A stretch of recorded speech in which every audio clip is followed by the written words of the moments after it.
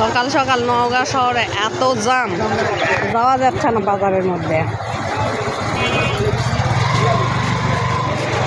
নওগাঁ শহর কি ঢাকা শহর হয়ে গেল নাকি? এত জ্যাম, একদম ঢাকার মতো জ্যাম। বাপরে, ফলমূল কিনবার এসেছি, যাওয়া যাচ্ছে না দোকানের মধ্যে।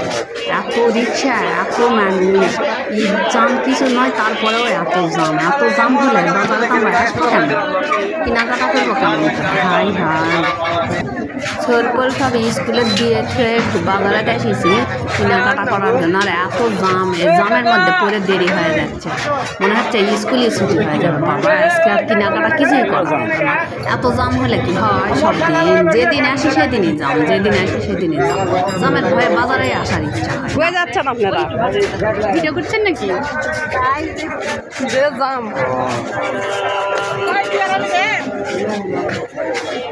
আগে আঙ্গুর লি চলেন,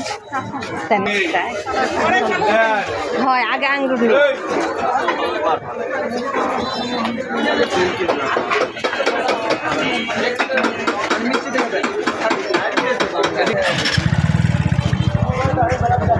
ডান পাশে একটা দোকান আছে, ওই দোকানে ভালো ভালো পাওয়া যায়। এই যে অনেক কষ্ট করার পরে ফলের দোকানে চলে আসলাম। এখন তাড়াতাড়ি ফল কিনে নিয়ে চলে যায় বাবা। স্কুল কলেজে আবার স্কুল ছুটি হয়ে যাবে, দেরি হয়ে গেল, অনেক দেরি হয়ে গেল।